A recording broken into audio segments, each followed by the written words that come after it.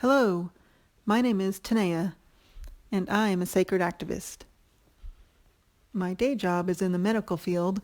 I'm a laboratory scientist, and I spend my days analyzing test results and looking through a microscope. In my free time, I like to be outside, connected to nature. I follow environmental issues, and my love for nature is the source of inspiration for the work I do in sacred activism. Now, some people may think science and spirituality contradict each other, but that's not true. All aspects of my life have been transformed in profound and miraculous ways when science and spirituality converged.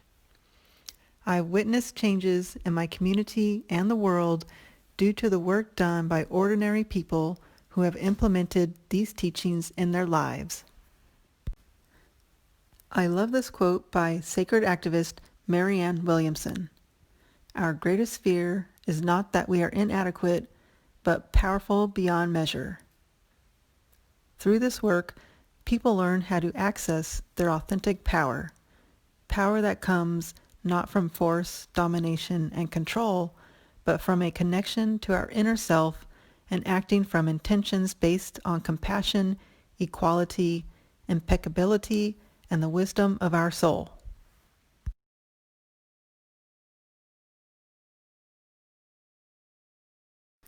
The topics I am going to cover will include 1. Define sacred activism. 2. Duality versus non-duality. 3. Polarization. 4. The human imprint. 5. Projection. 6. Finding neutrality. And 7. Processing exercises. I will try to be as concise as I can while giving a very basic overview. This is just an introduction. Hopefully, you will be inspired to learn more and try it for yourself. What is sacred activism? Sacred activism is a transforming force of compassion and action, a fusion of deep spiritual knowledge, courage, love, and passion with wise radical action in the world. The large-scale practice of sacred activism can become an essential force for preserving and healing the planet and its inhabitants. This is sacred activism as defined by Andrew Harvey. Andrew is a religious scholar, a spiritual teacher, and an activist.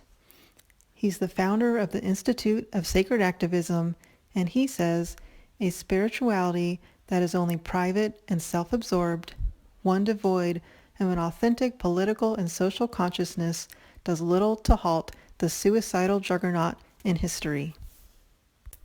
On the other hand, an activism that is not purified by profound spiritual and psychological self-awareness and rooted in divine truth, wisdom, and compassion will only perpetuate the problem it is trying to solve, however righteous its intentions. When, however, the deepest and most grounded spiritual vision is married to a practical and pragmatic drive to transform all existing political, economic, and social institutions, a holy force, the power of wisdom and love in action, is born. This force I define as sacred activism.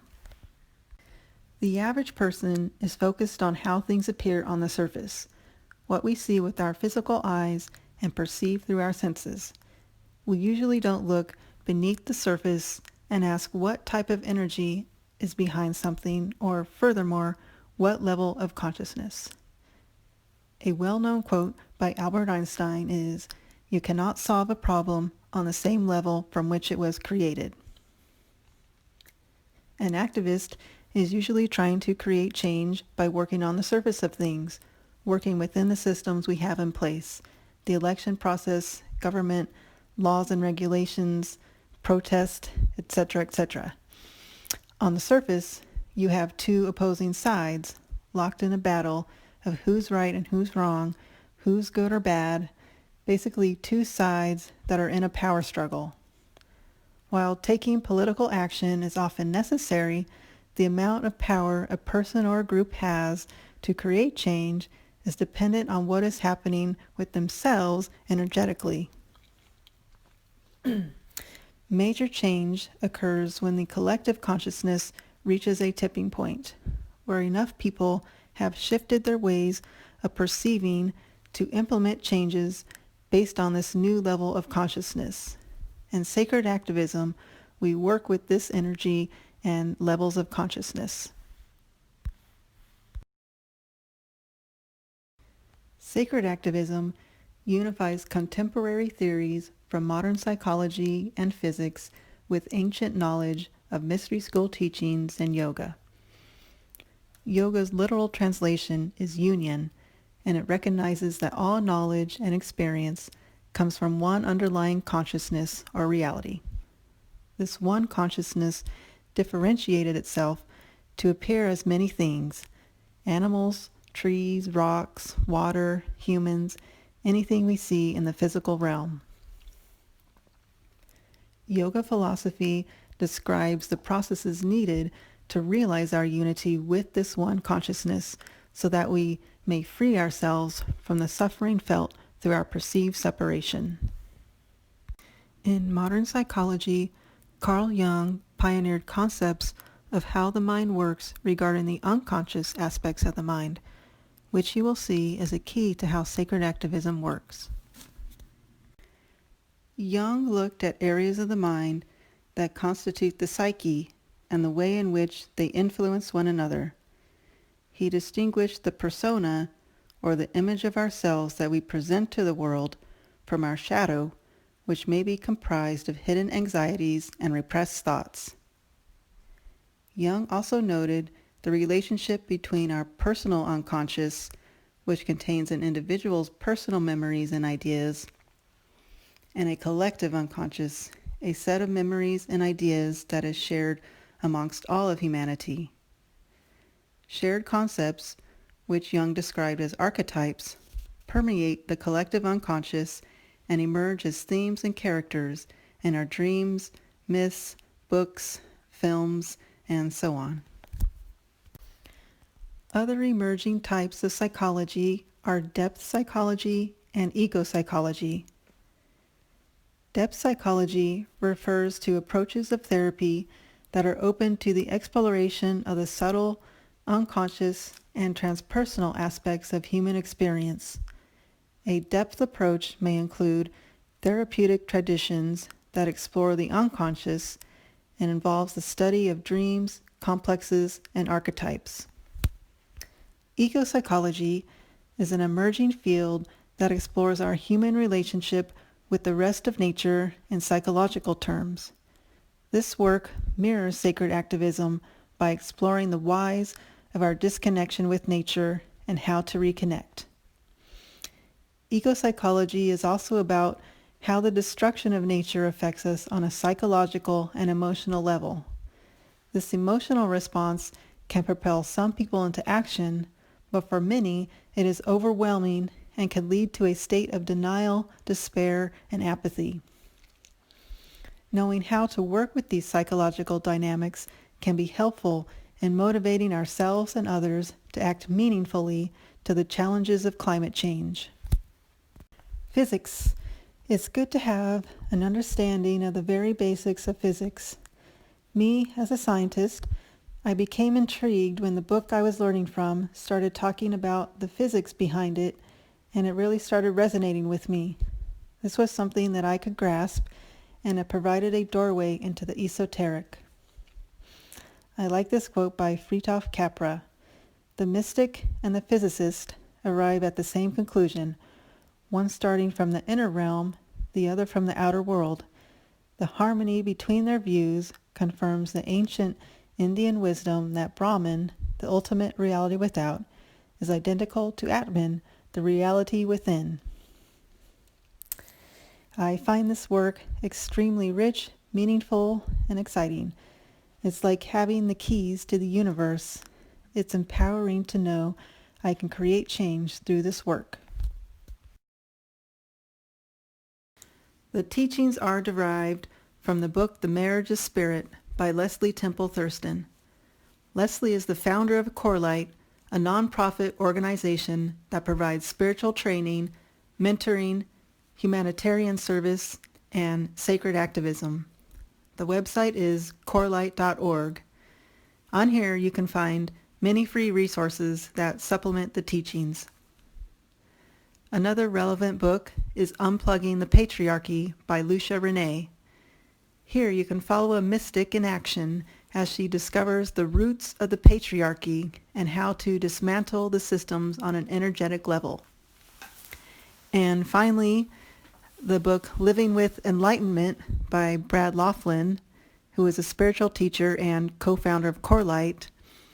His book is about his personal journey of learning and working with the teachings.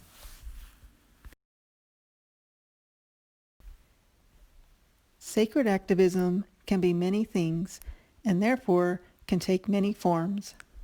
I'm going to teach you some specific methods that are proven to create change, what is referred to as processing. These are simple yet powerful exercises, also known as the unification of opposites techniques, that enable one to work with matter and energy. The methods I will teach you are effective without any mention of spirituality. They are taught in places like the business world, at corporations, for personal and team development, and used in certain types of psychotherapy. Now, everything on a basic level is energy, and you can learn to work with this energy to change your physical reality. That's kind of what alchemy is. Alchemy is the transmutation of structure on an energetic level to change physical form. The processing work is a way to dissolve outdated or dysfunctional systems and create space for their rebirth or reformation into a higher level of functioning. It's kind of like if you want to remodel your house. First you need the blueprints of the current structure to see where the support walls are, the electrical wiring, and so on. Processing exercises create blueprints of our patterns, behaviors, emotions, and the levels of consciousness of ourselves, our culture, and even things like our government. Once you have the blueprint, you can start taking down walls, so to speak. We can dismantle energetic blocks and unravel what we call knots in consciousness. Energy is based on levels of frequency. We can shift lower levels of consciousness into higher, more functional levels. When this happens, the frequency or level of vibration is changed. The consciousness of our current world operates within the laws of duality. Here's a definition of duality and non-duality. In duality, everything has an opposite to include beliefs, thoughts, and emotions. These opposites are polarized, meaning they have a positive or negative charge to them. We are fractured or separated from unity consciousness and therefore perceive separation. In the subject-object split, we perceive space and division between ourselves and others. In the book The Alphabet versus the Goddess by Leonard Shlain, it is theorized that the development of language created the separation we experience today. Learning a written language alters human brain function in a way that emphasizes linear thinking over holistic. The westernized world is almost entirely focused on left brain activities like logic and linear type thinking without much regard for right brain states that are holistic and creative. The left brain is considered to have, quote, masculine qualities, which can include excessive action and ego, hierarchical or compartmentalization type thinking. The left brain dominates the right side of the brain, which has, quote, feminine qualities like passive resistance, creativity, balance, and awareness of thoughts and emotion. In non-duality, a person has what's considered a mature state of consciousness in which the subject-object split is transcended. In non-duality, opposites are reconciled into wholeness and one lives from unified heart states. One still retains their individuality while also perceiving their connectedness to all of life in what you can call unity and diversity.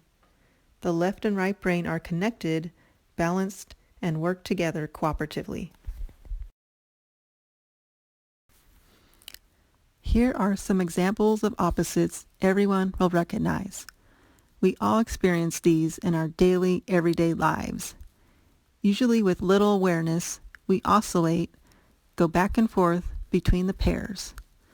The way our minds work, we're either sick or healthy. We either love or hate something, not knowing that these are really just two sides of the same coin and tied together energetically. As you go about your day, see if you can name more pairs of opposites, especially to emotional states. This will become very useful, as you'll see later.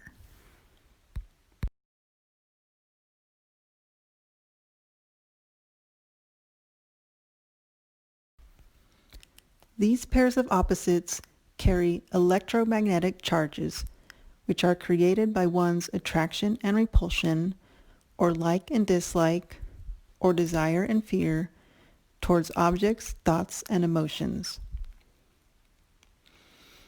These electromagnetic forces behave in similar ways to forces between atoms and molecules. They both create structure or form based on the interaction of positive and negative charges. The psyche has structure to it, shaped by our conditioning, life experiences, traumas, etc. This form can be likened to the blueprint I mentioned earlier. This diagram is to illustrate the basics of polarization of an atom. An atom is composed of protons, neutrons, and electrons. The protons have a positive charge, the neutrons are neutral, and the electrons have a negative charge. Protons and neutrons form the nucleus, and electrons orbit around the nucleus like the planet orbits the sun. When the amount of positive charges are equal to the amount of negative charges, the atom is neutral. Yet, when there is either a loss or gain of electrons, the charges do not equalize, and now we have an ion or polarized atom. In processing, we aim to equalize the positive and negative aspects of a pair of opposites. Emotional energy in itself is neutral. Our feelings, sensations, and thoughts make it positive or negative. We label what we feel with names like anger, fear, sadness, or joy, and we have ideas about what these feelings mean, like whether they are good or bad. Emotion is literally energy in motion. When energy is in motion, whether it's electrons moving through a wire as electricity or energy moving through the body, electromagnetic fields are created.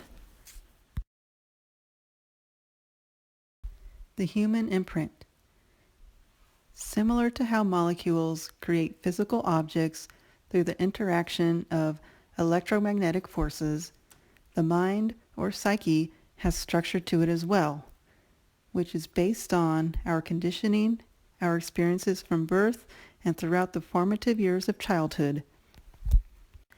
This diagram illustrates the basic imprint every human possesses. It's meant to be one continuous column, but I ran out of room, so I had to divide it up. But ideally, one should be able to freely express a wide range of emotional states from the top to the bottom and back up again. But due to our experiences and how our personality formed, we may limit ourselves to just a small range. We avoid the states we fear, and we all have our comfort zones. For some people, their comfort zone, or what is familiar to them at least, may be at the very bottom, in states like depression, hopelessness, or even suicidal. Others may be able to live in the more positive states. This is also called the upward and downward spiral. Our awareness spirals up and down the columns depending on what is happening at the moment, and more importantly, how we are perceiving what is happening at the moment. For example, say something shocking happens. Some people will fall really fast down the spiral. As their awareness moves through the different emotional states, they might even say it felt like the room was spinning or the ground gave out beneath them. Some people can catch themselves just a few steps down, find the opposite state, and climb back up to cohesiveness or stillness. Either way, this can serve as a tool for you to map out your emotional reactions to different experiences, and doing this gives you the opportunity to change areas that you would like to be different.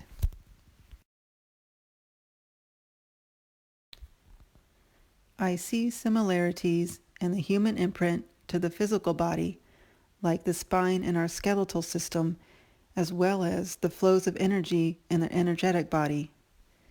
In this picture, you have the Ida and Pingala, also known as the yin and the yang, or the masculine and feminine channels of consciousness. These energies are polarized and wind their way up and down the body in a double helix form. There is another flow of energy from the top of the head to the bottom of the pelvis, which also extends beyond the body. It is located in front of the spine. It's our central energy channel called the Sushumna. It's neutral, it's non-dual. When thine eye becomes single, thy whole body shall be full of light. This quote from Jesus has been interpreted in many ways. The esoteric interpretation is related to the flows of these energies. You can see in the diagram the Sushumna starts at the top of the head and moves down to a point just below the eyebrows where it meets the Ida and Pingala. This is where our perception of unity consciousness gets divided, causing us to perceive our world in duality, which is represented by our two physical eyes versus the single third eye of our subtle body that perceives wholeness. Some meditation practices focus on the Sushumna to balance the flows of energy in the body. It's also known as the divine within. Since it's non-dual, it's our connection to unity consciousness. It unifies the left and right separations in the body and the mind. If the mind is focused outward, the Ida and Pingala remain active, perpetuating duality. These diagrams are meant to illustrate the importance of finding the neutral, balanced states between opposites. We all experience the roller coaster of life.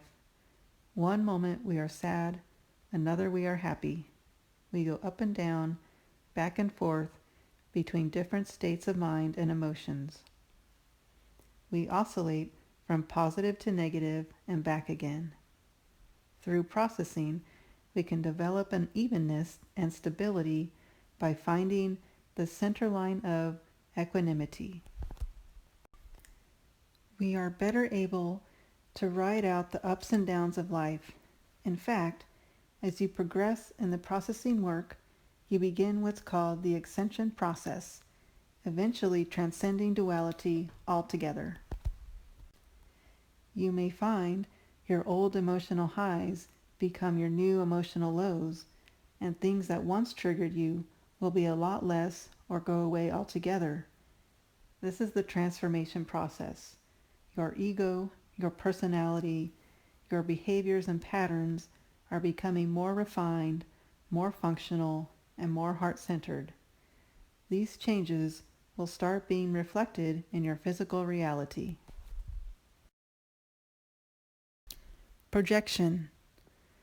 Becoming aware of our projections is very useful in life in general and helps tremendously in processing. Psychological projection is a defense mechanism. The human ego defends itself against unconscious impulses, both positive and negative, by denying their existence in themselves while attributing them to others. For example, a person who is rude may constantly accuse other people of being rude. It incorporates blame shifting and can manifest as shame dumping. In processing, we acknowledge that we hold one side of a polarity in our conscious mind and its opposite in our unconscious. We project our unconscious onto the outer world and it gets reflected back to us. So say we identify with feeling victimized. That's what we're aware of or focused on. The opposite of victim is tyrant. We have both victim and tyrant inside of ourselves, but it's usually not favorable to be a tyrant.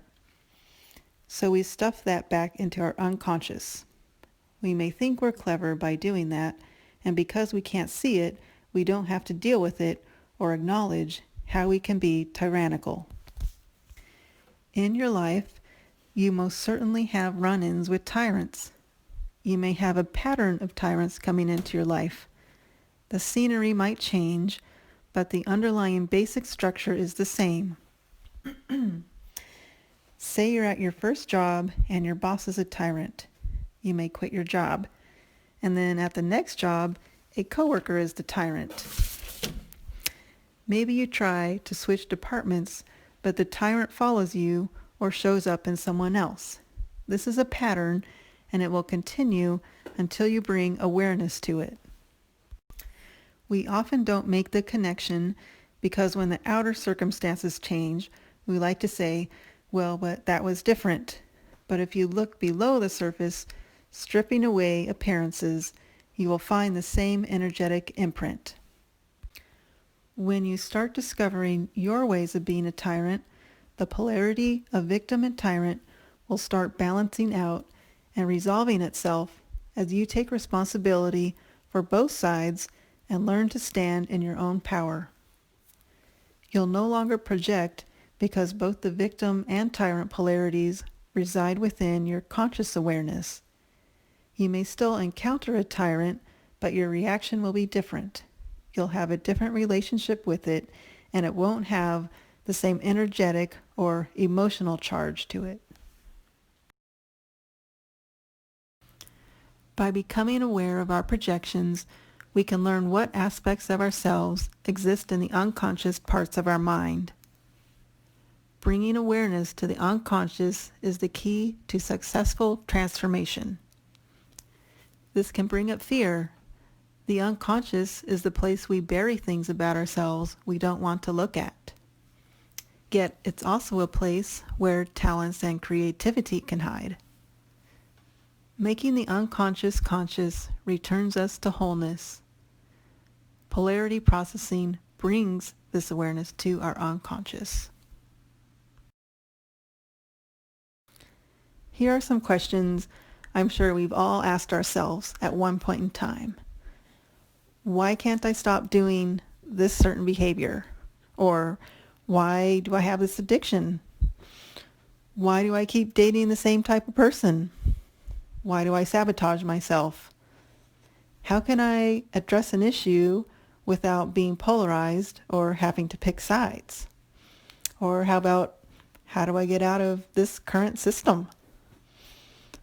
All these questions can be addressed and resolved through the processing exercises. Now that I've given you a background on how this works, I will show you how to begin processing. The first technique is called polarity processing. It consists of writing down a triggering event, finding where the energetic charges are, and balancing them out. So there's 4 steps. The first step is writing. Write your story. Be as descriptive as possible and include as much emotions as you can. Number 2, you're going to go and underline. Underline any word that has a charge to it, meaning anything that might trigger a reaction to you. Number 3, make a list. Make a list of all the words that you underlined. And number 4, now you're going to go back to your list and write down the opposite of each word. And a thesaurus comes in handy here, or Google. So sit quietly for a moment and see what comes to mind. Have the intention of finding a starting point to begin processing. You might ask yourself, was there a recent incident that really upset me? Is there something I would like to change? Am I feeling negative about something in my life?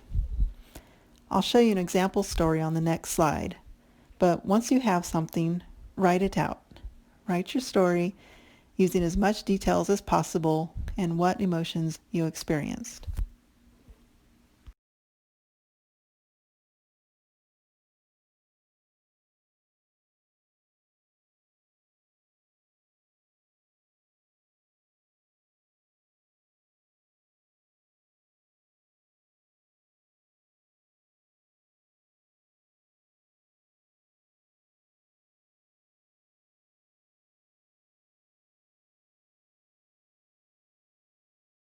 Here is a sample story. I'll let you read it on your own.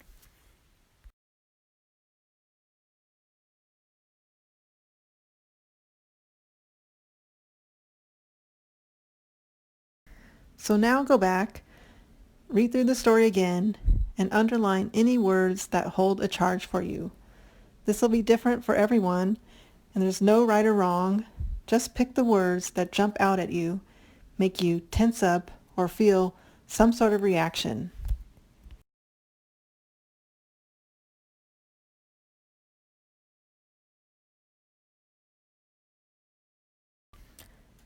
Now, grab another piece of paper and make a list of all the words you underlined.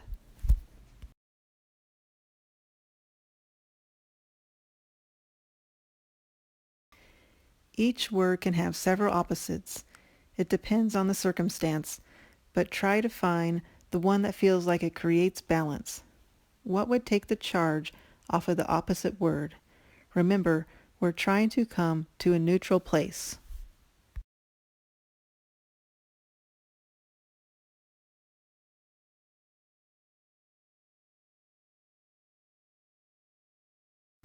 When you're done with your list, we do what's called an offering to complete the exercise. I will cover that later, but first I want to describe the next processing technique called squares.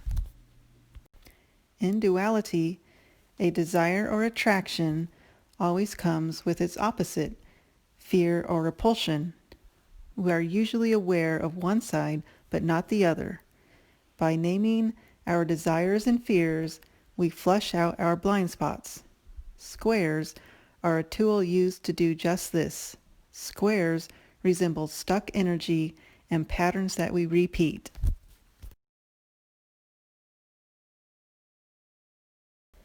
This is a square. A square is a tool to flush out thoughts, beliefs, and emotions attached to a set of polarities. It's a way to map out patterns and to bring the unconscious into conscious awareness. In this diagram, you can see 4 quadrants that have either a positive or negative charge. The magnetic attractions and repulsions between the quadrants is what creates a box. This box keeps us trapped and bound to a pattern or a certain level of consciousness.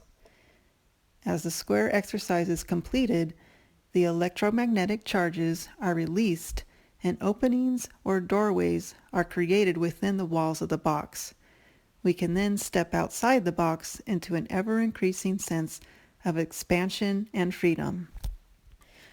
Draw this box by dividing a piece of paper into 4 quadrants. The easiest way is to fold the paper in half vertically and draw a line down the center.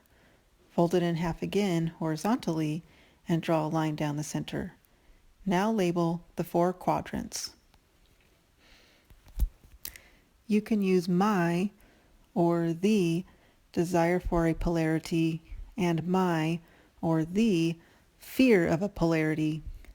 We use my desire or fear to identify our own desires and fears, and the desire or fear to add perspectives from the collective or points of view different from ours. You don't have to draw the positive or negative signs. I just added those to illustrate the polarization. Getting out of the box. Forces of positive and negative, attraction and repulsion, desire and fear keep us contained in what can be considered a box. Our awareness or consciousness flows back and forth between the positive and negative, forming an infinite loop that plays the same tape over and over again. This infinite loop represents a pattern, a behavioral pattern, or anywhere we feel stuck, and we try the same thing over and over again, expecting a different result.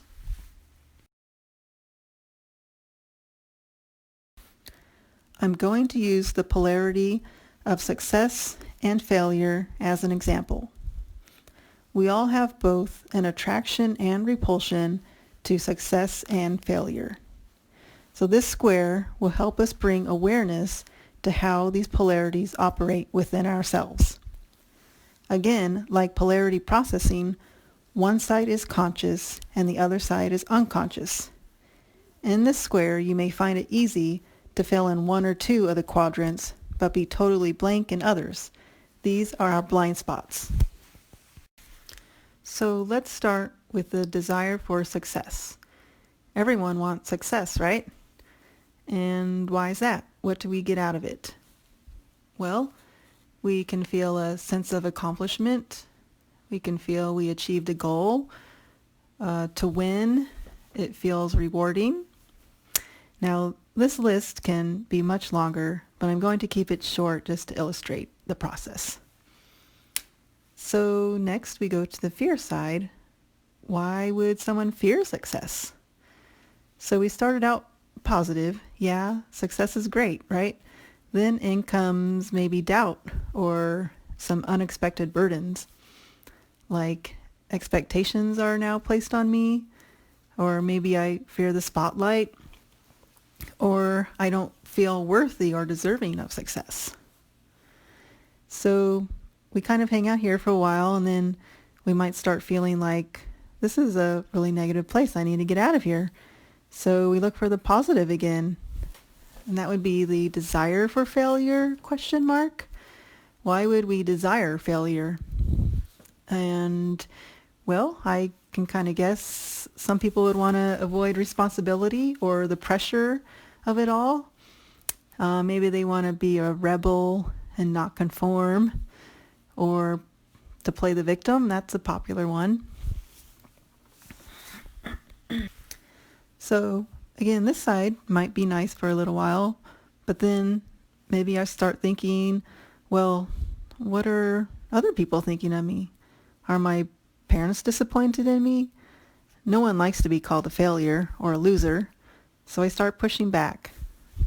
I might feel shame or humiliation. I can lose my job or respect. I can feel less than or inferior when I'm a failure. So now we go back up to the desire for success. Maybe this time it'll be different, right?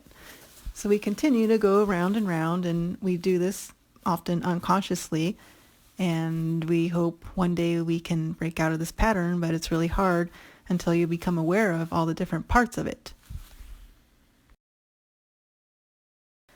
Now I will discuss what to do after you feel complete in your processing exercises. This includes offering the process up, letting it go, dealing with shadow, and the neutral witness. The offering.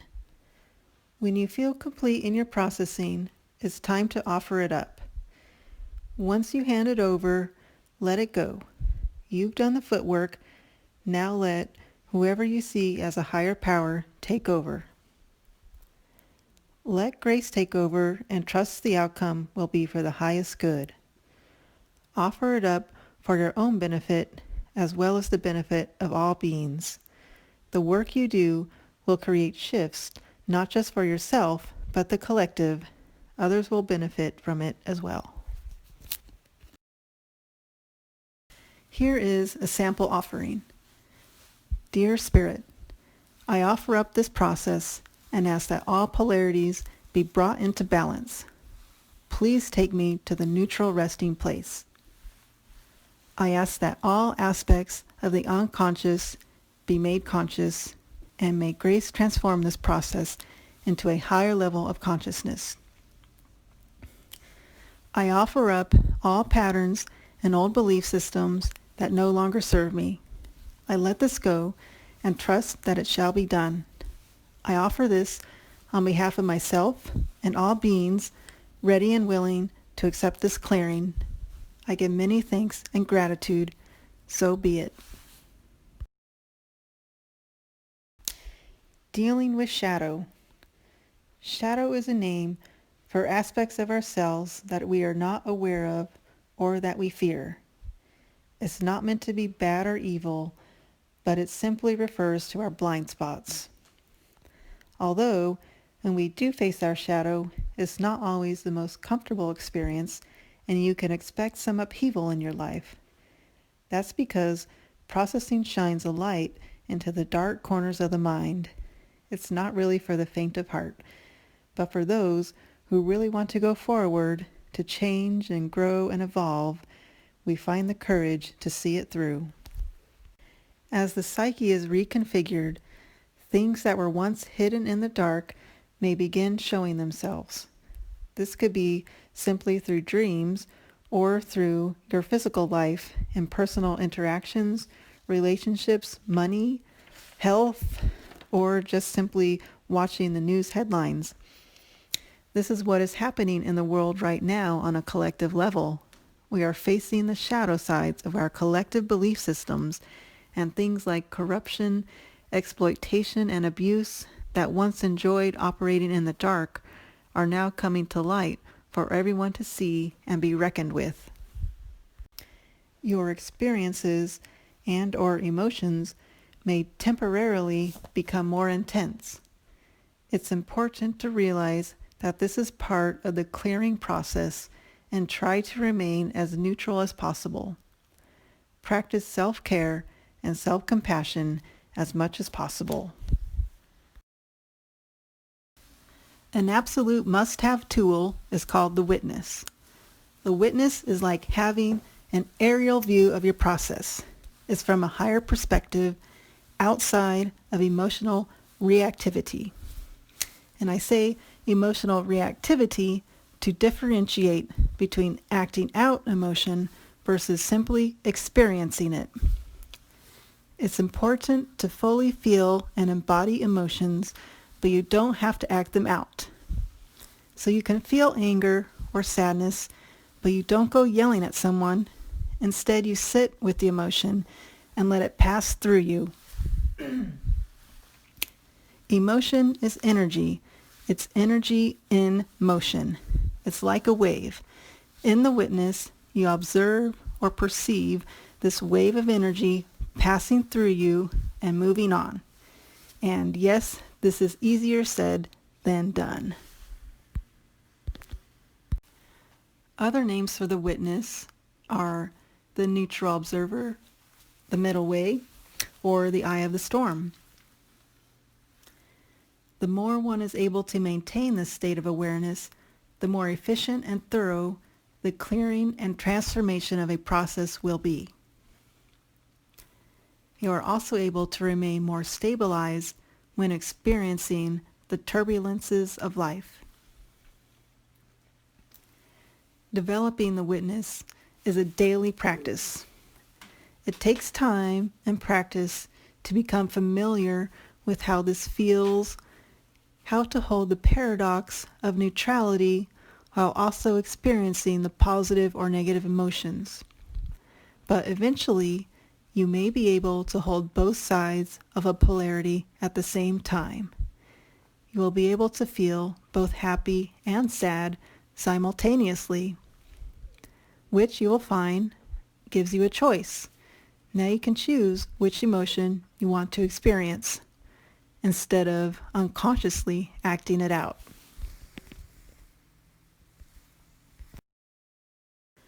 I'll let you go ahead and read this slide.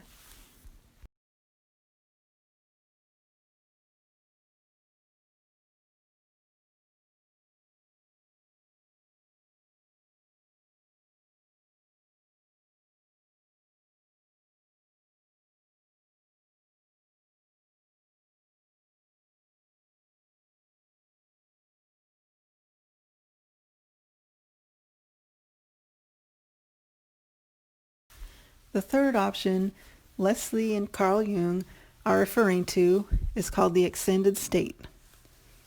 Extended states are balanced and heart-centered. They are reconciled opposites, and they transcend duality.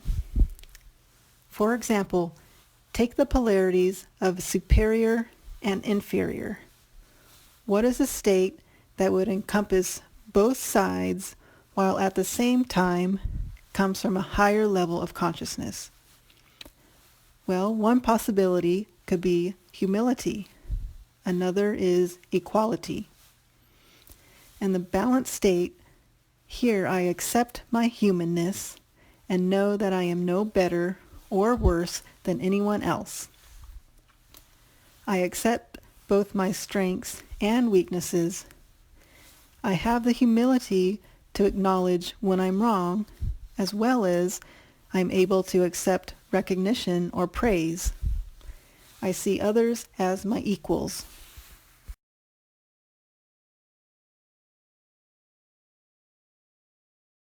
The victim and tyrant. These polarities deserve special attention. They are the polarities that can be considered the root of all experiences in our world. They are archetypal. An archetype, according to Carl Jung, is patterns that repeat themselves in the collective unconscious of human beings.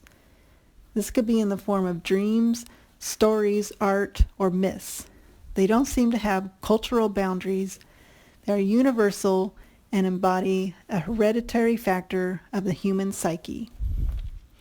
And the victim and tyrant are also interconnected to the rebel, the savior, and martyr.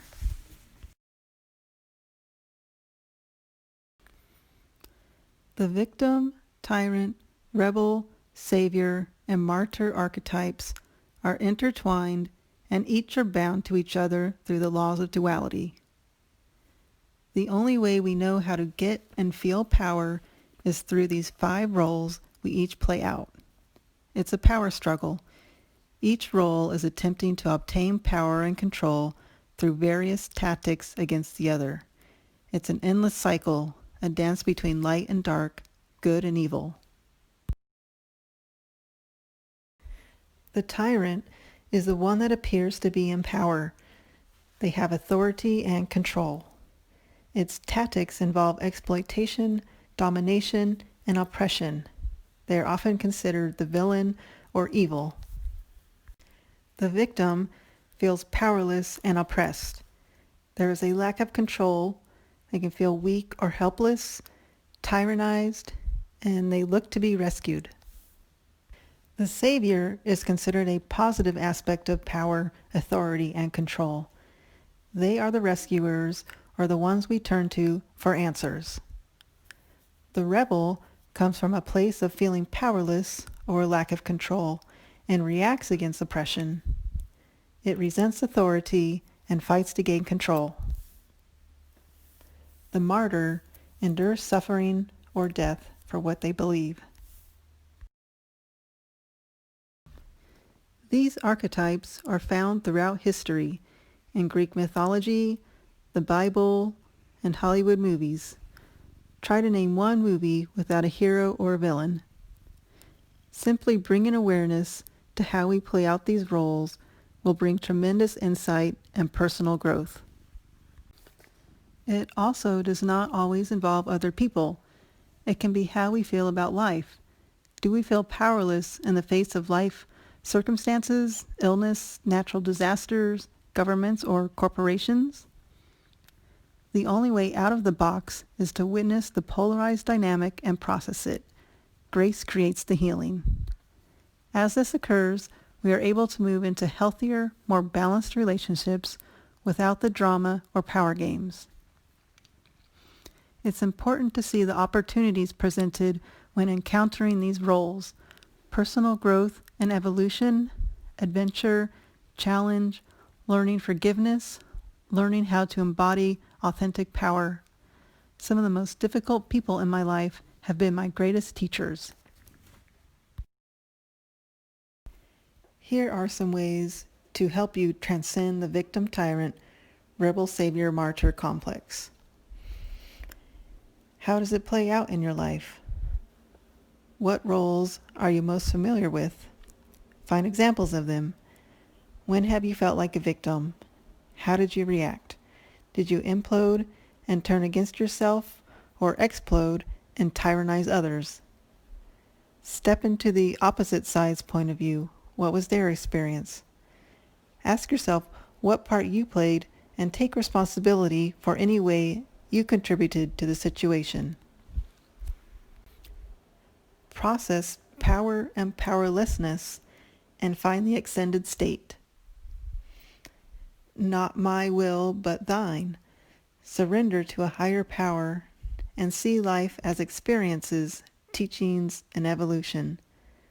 The universe is benevolent and always gives one what they need to evolve. The processing exercises are focused on the mind. They are mental exercises. Emotion often fades into the background as we figure things out. It's important to take the time to experience and process the emotions involved. This may require other practices or techniques.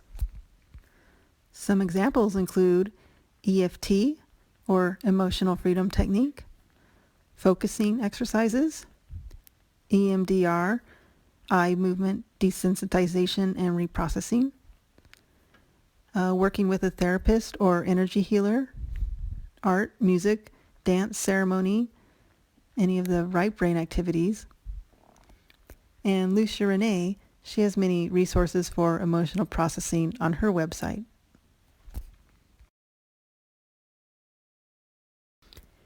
Now we can move on to applying to activism. Any work we do on ourselves and our personal lives creates change in the collective because each of us are a part of the collective. We are all connected via one energetic field. It's important to do as much clearing work as possible on yourself around an issue first before taking action. You want to try and find all of your own projections on an issue so as not to create more polarization. When we find the middle way, we carry tremendous power that comes with much responsibility. While we must stand up and speak our truth, and at times it is necessary to take sides, be mindful of the energetic effects your actions will have. Most reactions people have are based on fear, and they will respond to accusations with anger or by putting their defenses up. You want to try to create unification, not more division. Use the same processing techniques to create shifts in the collective consciousness. Flesh out the issues using lists of polarities. Find your triggers, what emotions get stirred up. Include the opposite side's point of view. What are they feeling? Use squares to process what you desire and what you fear. I have used various ways to apply the teachings to activism. The easiest way, one you can do in the comfort of your own home, is to use newspaper articles. I get triggered when I read about environmental destruction, industry propaganda, or certain legislation. So I go through the news in the same way I would with a personal story and find the polarities. Movies and documentaries, they work great as well. Information gathering is important. To fully process an issue, you need as much details as possible from all sides. I've also found it helpful to attend public or governmental meetings in which an issue of interest is being discussed. I try to get a feel for the energy present and observe the dynamics of all sides involved. The issues can be processed by naming the polarities mentally and offering them up as they arise in the moment, or take some notes and work on it at home. Here's an article that I found upsetting. Read this article and see what polarities come out for you. Then name the opposites. Also, perhaps write about your reaction to this article. As I processed this article, I saw a clash of paradigms happening and noted those. I then highlighted the one that had the most charge for me. I then took this set of polarities, entitlement versus gratitude, and fleshed these out further by exploring what each means to me. I find this helpful to do before a square, to dig in as deep as I can and get a good feel for both sides.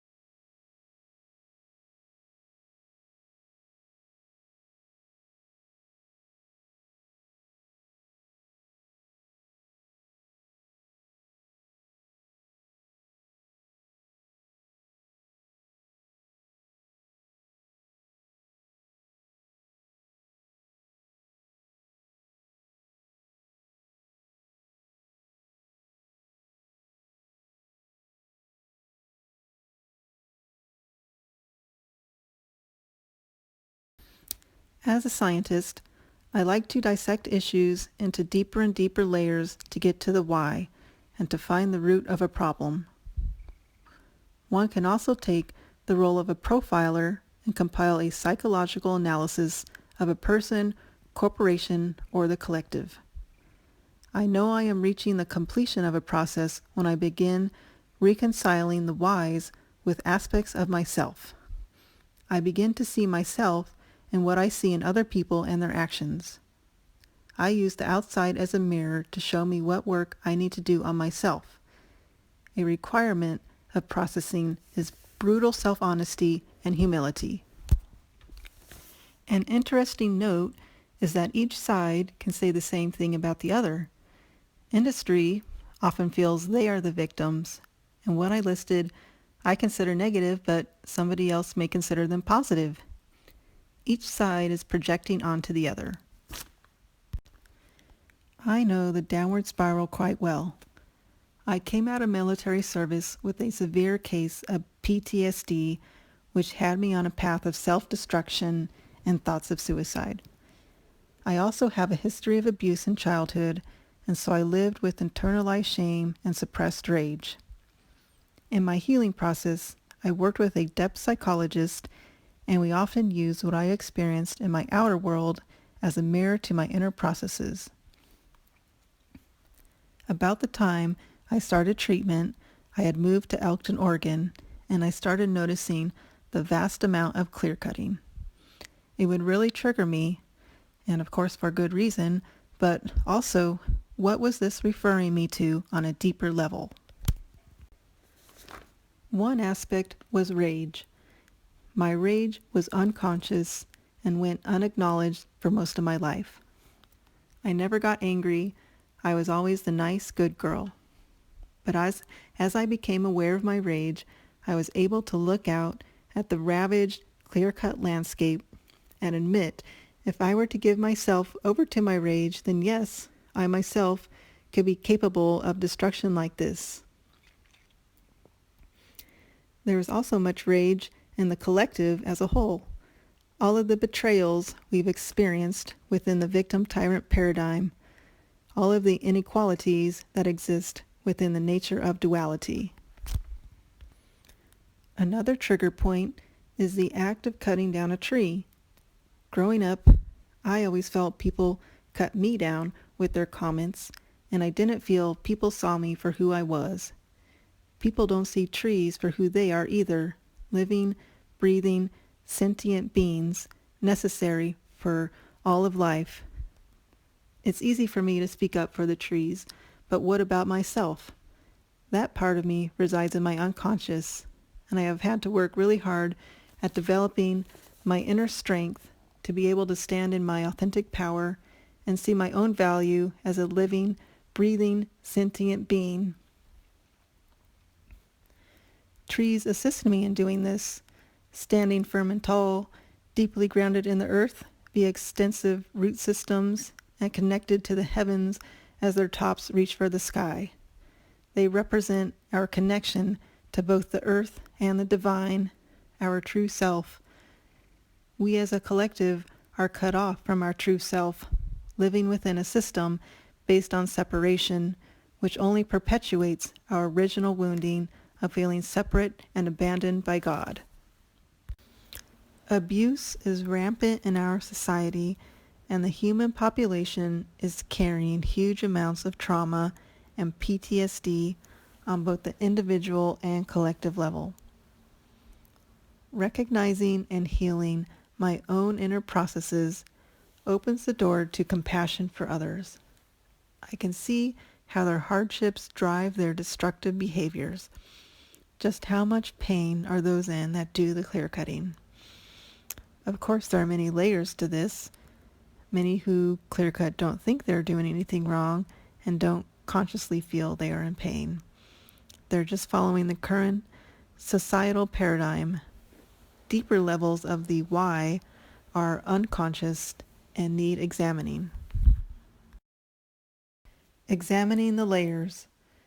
Each bullet point in the next 2 slides represents deeper layers of the human psyche that perpetuate what we see happening in the world. I will let you read through these yourself, and I encourage you to explore these on your own. Remember, awareness creates the space for change.